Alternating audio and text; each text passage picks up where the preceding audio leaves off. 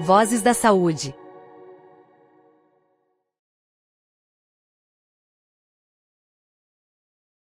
Olá pessoal, eu sou o Papini e sejam bem-vindos a mais um episódio do nosso Vozes da Saúde. O Vozes da Saúde, que é uma iniciativa do Instituto Colabora Saúde e patrocinado pela Aditus Health. É um prazer ter vocês aqui conosco mais uma vez. Como a gente já vem destacando, Vozes da Saúde é uma iniciativa de um podcast onde a gente traz profissionais da área da saúde que têm impactado o nosso segmento, né, e já trazendo projeções para o próximo ano e compartilhando suas visões e ideias. E para hoje temos uma convidada aqui muito bacana. Nós recentemente tivemos um outro evento que participamos e foi um sucesso porque ela traz um tema muito instigante. E então quero convidar a gente excepcionalmente estamos fazendo uma versão online porque ela está numa região muito boa aqui do nosso Brasil, que é Salvador. Então nós estamos fazendo esse episódio online, mas já agradecer a presença, a participação, a disponibilidade da doutora Thaís Penaforte. Muito bem-vinda, doutora Thaís, obrigado pela sua presença. Oi, Papini, a todos e a todas que estão nos ouvindo, nos assistindo. Eu que agradeço o convite, é uma honra estarmos novamente juntos. Muito bom. Doutor Thaís, eu vou fazer uma breve introdução aqui, se você me corrige, por gentileza, mas formada em farmácia, né? Doutora em farmácia, na verdade, pela Universidade de São Paulo e professora, né, do mestrado profissional em saúde coletiva da Universidade do Estado da Bahia. E foi terminando agora, né, está terminando agora, graduanda em antropologia, que foi essa sua nova busca, descoberta, né? E dentro dessa carreira brilhante acadêmica, né, sempre ampliando os conhecimentos. É mais ou menos por aí? O que tem para complementar? Não, só para complementar que eu sou docente aqui da Faculdade de Farmácia da Universidade Federal da Bahia, mas acho que é só esse complemento. Só tudo isso, né, doutora? Muito bom, muito obrigado pela participação. E eu queria conversar contigo sobre o tema de adesão a tratamento, né, que é um desafio enorme, né, na área da saúde e a gente que atua muito próximo da indústria farmacêutica acaba tendo esse enfoque também, quer dizer, para além do paciente conseguir acessar o seu tratamento ali, ele conseguir ter a adesão correta, né? E você traz um olhar muito diferente do que a gente está acostumado a acompanhar na literatura clínica, que é um olhar para além do clínico, um olhar antropológico. Conte para nós um pouco mais sobre essa visão, por gentileza. Obrigada, Papini. Bom, esse é um assunto que me interessa bastante, assim, já tem algum tempo que eu tenho refletido um pouco sobre essa questão da adesão ao tratamento. É uma questão que, assim, nos anos mais recentes, que, assim, realmente, com o meu acesso à antropologia, que deu uma virada, né, no modo como eu enxergo a adesão, mas, assim, para a gente voltar um pouquinho para explicar como é que isso surgiu, esse interesse, como é que esse interesse se transformou, até o meu doutorado, que foi um doutorado assim, bem clássico nas ciências farmacêuticas, né, voltado a uma experiência clínica, né, do campo farmacêutico, que é a atenção farmacêutica, logo no início, eu tinha uma certa preocupação em que como é que eu ia oferecer um serviço farmacêutico, um serviço clínico, sem compreender antecipadamente como é que as pessoas elas percebiam esse medicamento. Porque eu já havia uma percepção de que o medicamento ele tem diferentes facetas. Então, cada pessoa ela enxerga esse objeto com uma maneira diferente, ou seja, ele tem múltiplos significados. Só que nesse momento, ainda dentro da área clínica, a visão que se tem da adesão é muito objetiva, ou seja, ela é quase que dicotômica. Ou você é aderente ou você não é aderente. E, na verdade, eu achava que não explicava, na verdade. Essa dicotomia, ela é insuficiente. Porque quem adere, adere por quê? Quem não adere por quê? Existem muitos movimentos em cada um desses lados e que são os movimentos que precisam ser explicados. Só que dentro da área clínica, é quase que isso não é uma preocupação, porque há um entendimento de que para adesão não há outro caminho, assim, não só para adesão, na verdade, com relação à prescrição médica, né? Não há outro caminho a não ser segui-lo. Ainda que, assim, não estou dizendo que a adesão seja uma peça dentro do cuidado clínica autoritária e pouco democrático. Não tem esse aspecto. Mas é realmente um olhar clínico que ele realmente desprivilegia uma certa autonomia, uma certa criatividade do indivíduo no desenho de sua própria terapêutica. Só que como isso não é um problema clínico, assim, essas multifacetas do medicamento ou essa criatividade com relação ao tratamento clínico, me escapava um pouco a possibilidade de refletir sobre esse assunto. E aí foi só quando eu chegando aqui, depois que eu defendi meu doutorado, passei no concurso aqui na Universidade Federal da Bahia, que aí eu fui me aproximando de pessoas que trabalhavam, né, com antropologia da saúde, e aí a minha reflexão teórica, o aporte teórico também de novos autores, foi me permitindo refletir um pouco mais. E aí, com essa trajetória, o que eu me vi mais debruçada é em avançar aquilo que a grande parte da produção bibliográfica sobre adesão ao tratamento, ela trata como um sistema fechado, ou seja, você pode pegar diferentes artigos sobre adesão, eles sempre vão começar com uma frase que a adesão é um fenômeno complexo. Só que parece que isso está preenchido. E, na verdade, o que a antropologia foi me permitindo é, na verdade, não tomar essa frase como uma frase fechada em si, mas entender que isso é a pergunta. O que é essa complexidade? Assim? O que torna esse fenômeno complexo? O que acontece dentro dele? Ou seja, ao invés de você tomar ele como um sistema fechado e aí analisa ele se ele acontece ou não, na verdade, o que a gente vai ver é entender como é que ele se processa, assim, quais são os movimentos, quais são os diálogos que ele estabelece entre as pessoas, entre sua vida social, entre a equipe de saúde, ou seja, é um universo a ser desbravado efetivamente a adesão. Perfeito. E a gente pode dizer que esse olhar para adesão, esse olhar nessa lente mais antropológica, ela humaniza um pouco mais a relação do paciente com o seu tratamento? Ah, totalmente, totalmente. Porque fica parecendo assim, a visão a clínica, ela tem uma visão do cuidado que é um cuidado muito assistencial, no sentido de que ele vem hierarquicamente, ele vem do profissional e se dirige a outra pessoa, como se a outra pessoa tivesse muito pouco a oferecer sobre o seu tratamento, ou como se essa pessoa também não tivesse muito o que dizer sobre esse tratamento, né? Como se ele não fosse um ser pensante também.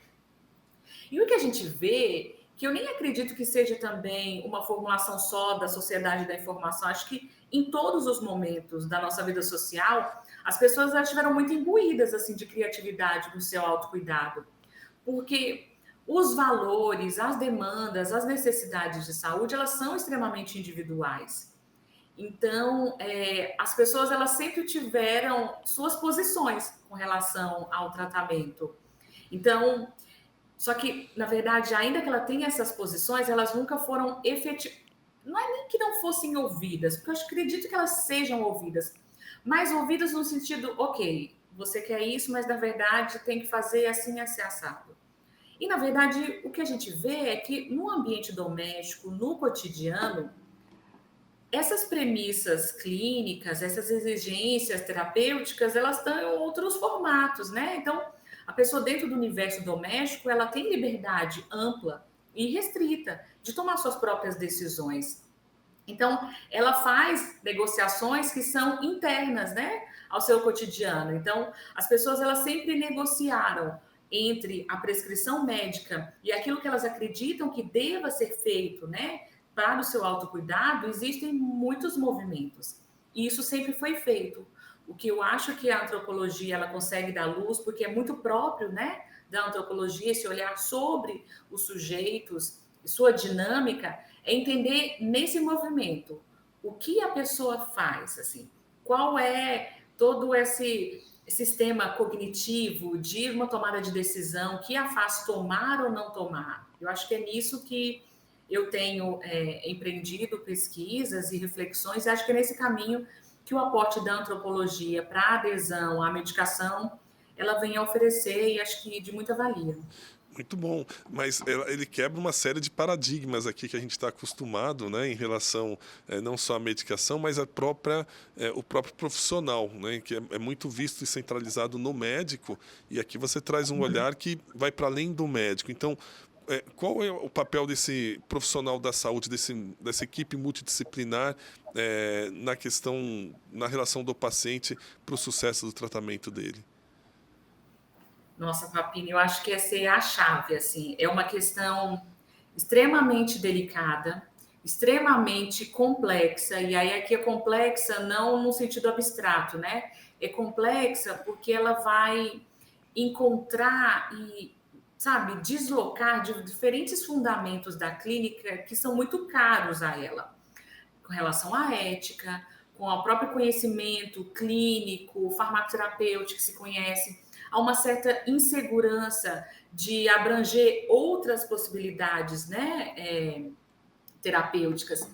Então, é ao mesmo tempo uma dinâmica que desestabiliza uma rede de poderes, né, no sentido de que tem a pessoa que decide, aquele que vai executar, né, a decisão clínica.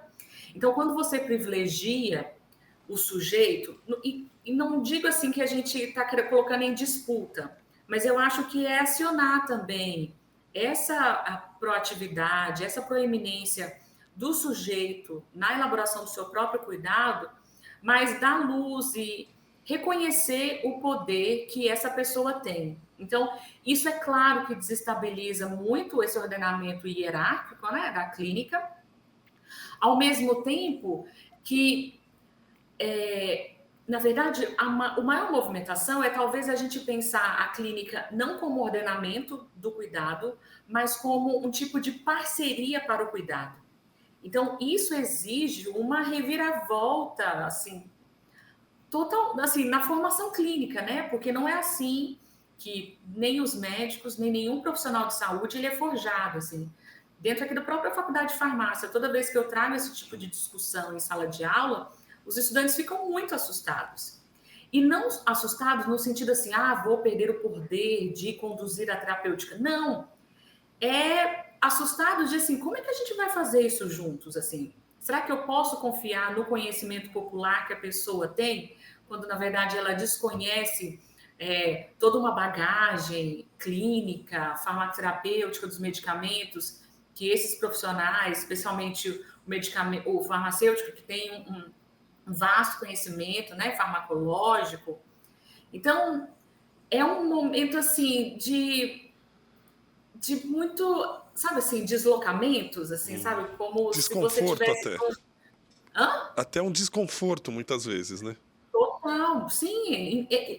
São múltiplos desconfortos, assim, são éticos no sentido de o quanto o paciente pode ser se responsabilizar também pela decisão clínica, né? Porque nós temos os juramentos das profissões de saúde, né? Assim, quando você jura não provocar dano, você consegue controlar quando é você que está conduzindo. E quando você deixa de conduzir, quem é que vai responder por esse dano ocasional? Então, ao mesmo tempo também, então ele é ético, ele é teórico, há muitas inseguranças, por isso que eu também, eu não acho que seja um debate fácil, mas ele precisa acontecer, né? No sentido de que, por mais que ele não esteja sendo conduzido pela equipe de saúde, ele está acontecendo no cotidiano das pessoas, ou seja, elas fazem essas maquinações terapêuticas, querendo, a gente participando com elas ou não. Então é melhor a gente começar a aceitar que essas maquinações existem e participar com elas para que a gente possa também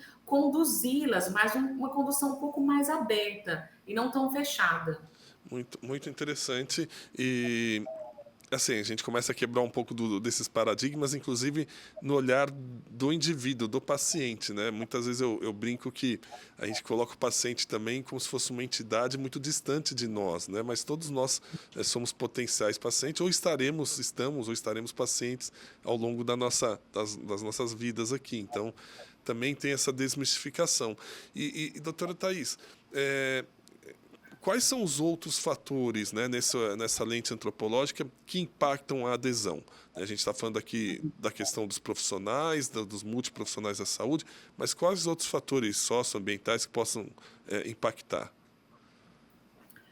Sim, eu acho que eu tenho adotado, né, uma lente para analisar um pouco dessa relação da pessoa, do processo saúde-doença, numa perspectiva um pouco mais ecológica, né? Que assim, alguns autores que eles vão colocar essa experiência como um contínuo com a vida social. Então, e é exatamente isso que a doença ela se processa, né? Assim, para de maneira popular.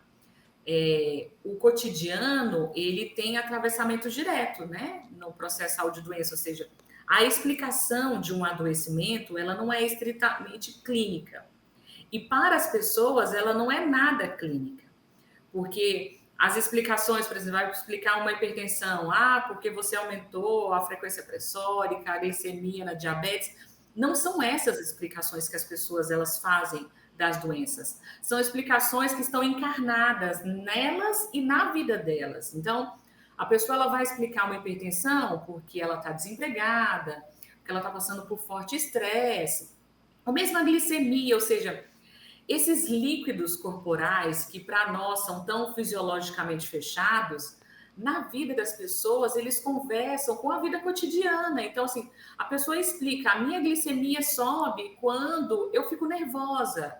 Ou acontece alguma coisa, eu vou viajar e a minha glicemia sobe. Então, se as doenças elas são explicadas nessa perspectiva ecológica, também os tratamentos são orientados nessa perspectiva, ou seja, o que faz a pessoa ter necessidade de tomar algum medicamento a mais ou a menos é essa experiência da vida dela com esse ambiente cotidiano, assim, ambiente cotidiano, ambiente externo, ambiente interno.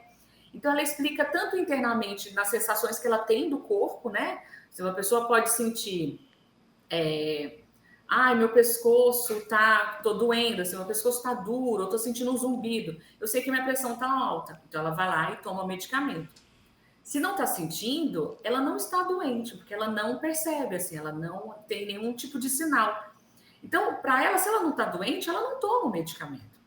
Então, eu acho que é nesse momento desse sentir-se doente, e isso cai especialmente para as doenças crônicas, que é o grande impasse para a clínica. Porque para nós profissionais de saúde é muito, assim, para nós é muito reconhecível o que é uma doença crônica. Você não sente ela cotidianamente, você não vai sentir, mas isso não isenta ela de estar ali provocando danos ao seu corpo. Mas as pessoas não percebem isso.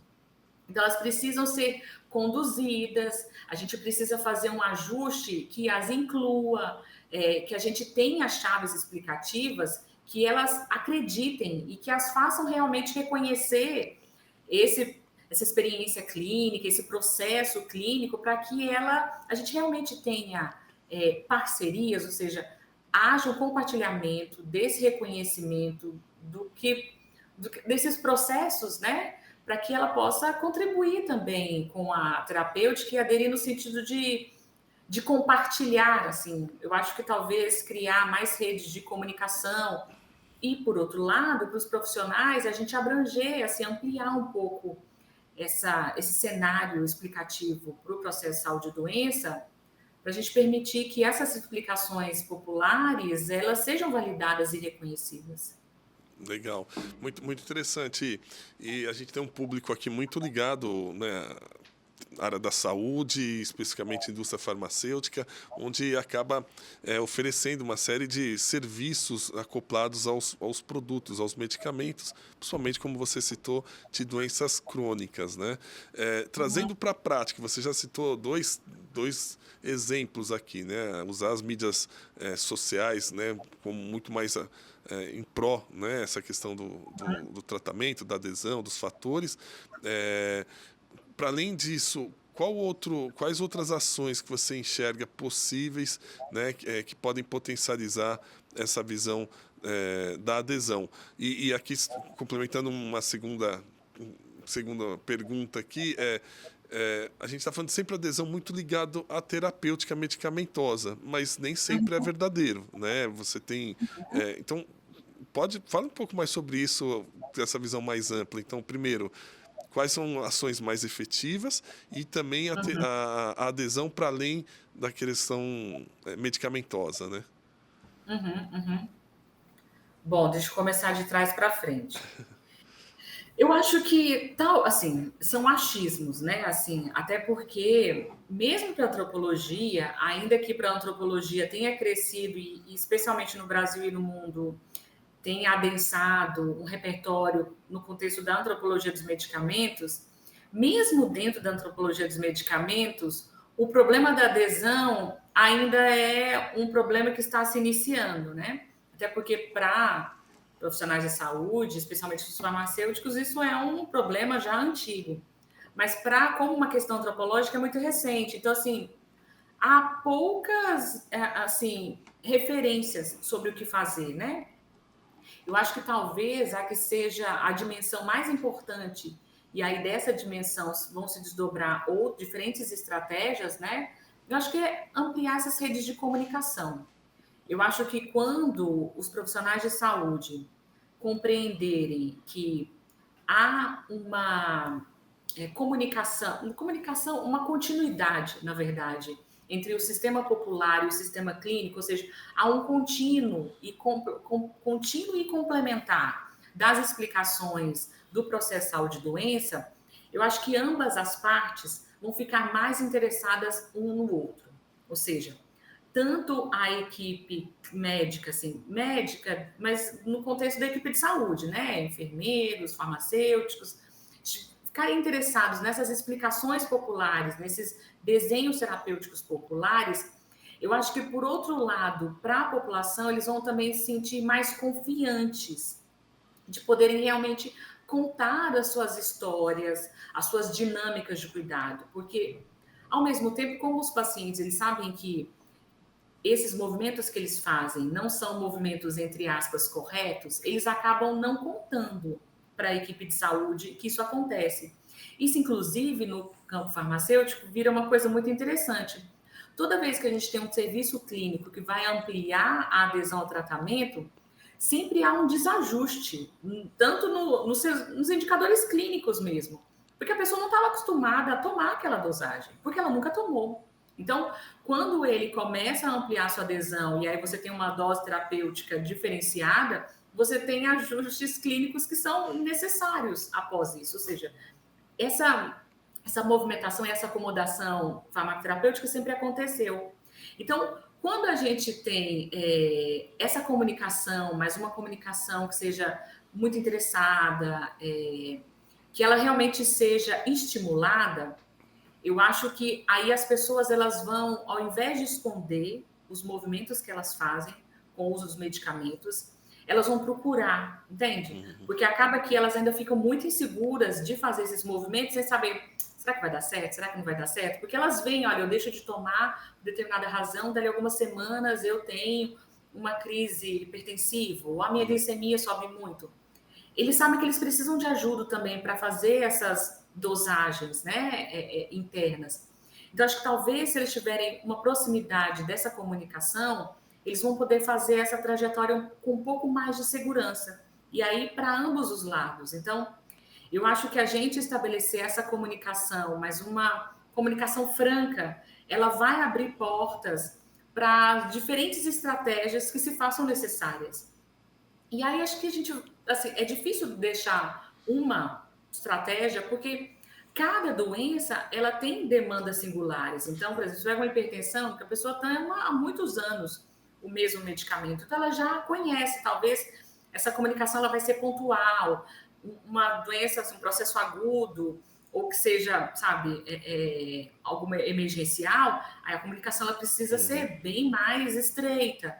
Então, assim, ter um canal de comunicação que seja flexível, né, para atender e se encaixar nas demandas das pessoas. E para além do paciente, né, doutora? Desculpa só de cortar, mas Imagina. para além do paciente, a gente está falando do entorno dele também, né? Muitas vezes dos cuidadores, assim por diante. Isso me vem muito o tema da saúde mental, né, que está tão presente hoje na sociedade e, por exemplo, ajustes de antidepressivos e assim por diante. Então, o papel da família também é muito importante. Com certeza, com certeza. E eu acho que ampliar nessas redes de apoio e comunicação, acho que são essas duas palavras, né? Apoio e comunicação.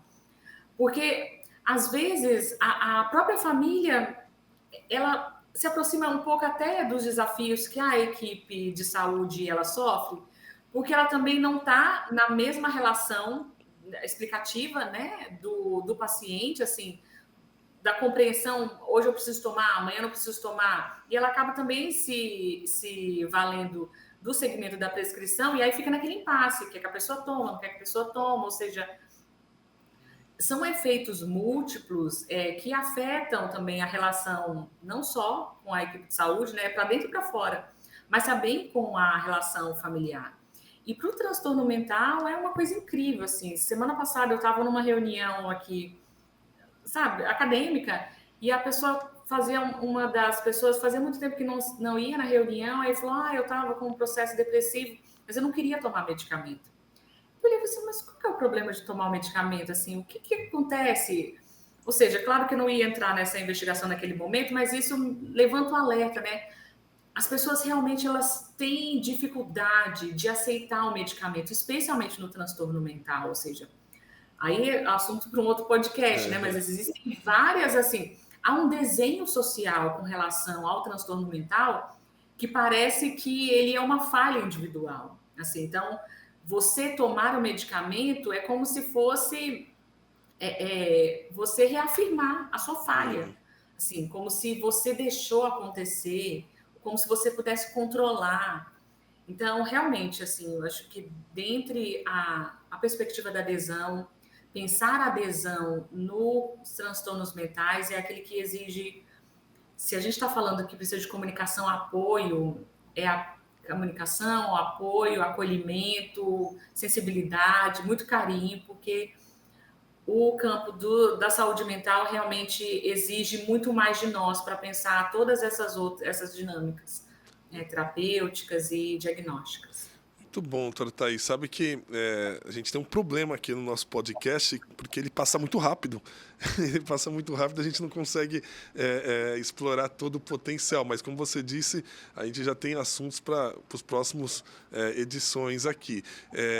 Queria agradecer, né, a sua participação, mas fazer uma última pergunta, nem pergunta, mas muito mais te ouvir, né? A gente busca finalizar sempre com uma mensagem do seu olhar em relação à saúde, né? Como é que você enxerga uma saúde mais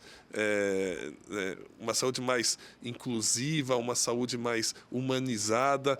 Qual que seria essa fórmula mágica, né? Que você traz da academia para nós? Então, como que você enxerga essa construção? Olha, eu acho que eu tenho dois grandes sonhos para que a academia pudesse se transformar nesse sentido, né? Um sonho na perspectiva das pesquisas e com relação à própria formação, né? Com relação às pesquisas, eu acho que a minha grande expectativa é que nós pesquisadores, sejamos capazes de fazer pesquisas mais ousadas, né? Que a gente tem, assim, a gente consiga realmente superar uma certa condição, sabe? Um certo desenho da pesquisa que sempre fortalece esses achados hegemônicos, né? Que a gente seja capaz de usar para outros desenhos farmacoterapêuticos, ou seja, fazer outras experimentações clínicas, para a gente poder ter certeza se esse desenho do efeito terapêutico de um medicamento ele é elástico ou quão elástico ele é.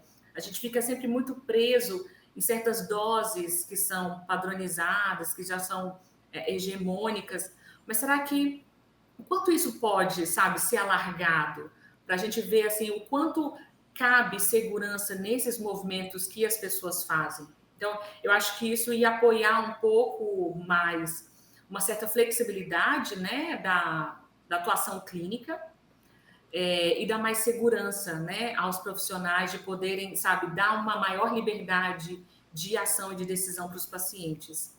E, por outro lado, né, para a formação, eu realmente gostaria muito, e é isso que eu desejo, assim, todos os dias em sala de aula, nas experiências de trabalho de campo, que as pessoas sejam mais interessadas em escutar os outros, sabe? Os pacientes serem interessadas em escutar suas aflições, e não só aflições de demandas e necessidades de saúde, né? Mas, por exemplo, igual essa menina não queria tomar medicamento. Foi isso que me preocupava, assim. Não estava preocupada se o diagnóstico estava fechado, se estava certo, mas por que ela tem medo de tomar medicamento? O que o medicamento assusta? Ou seja, se a gente se interessar por essas aflições pessoais, sabe? Esses medos, essas inseguranças, ou mesmo as certezas que as pessoas têm, acho, mas interessar por outros tipos de conhecimento, né? Conhecimentos que não sejam acadêmicos. Se a gente conseguir dar valor, veracidade e alçar esses conhecimentos a mesmo valor que a gente confere ao conhecimento científico, a gente com certeza vai conseguir produzir cuidados que sejam mais democráticos, que sejam mais horizontais e que as pessoas possam não só participar, mas serem ativas também nesses desenhos de cuidado que inclua elas e inclua outras formas de cuidado, ou seja, é um ganha-ganha para os pacientes e para nós. Muito bom. Doutora Thaís, muito obrigado pela sua participação, por compartilhar, né, sua generosidade, compartilhar tanto conhecimento conosco e trazer a academia para mais próxima do nosso dia a dia, né, mais próxima da própria indústria farmacêutica. Então, a gente fica lisonjeado em tê-la aqui conosco e já, né, estreitando o convite aqui para uma próxima oportunidade. Então, muito obrigado, viu, pela presença.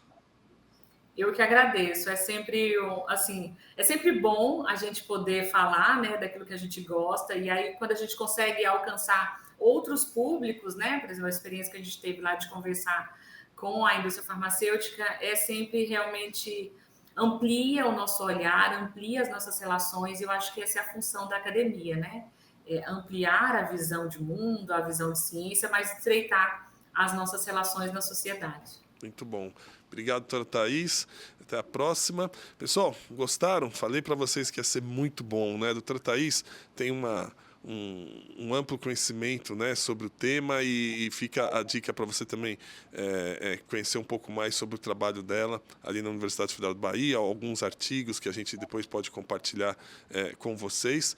E espero vocês no nosso próximo episódio Vozes da Saúde. Um grande abraço. Até lá. Tchau, tchau.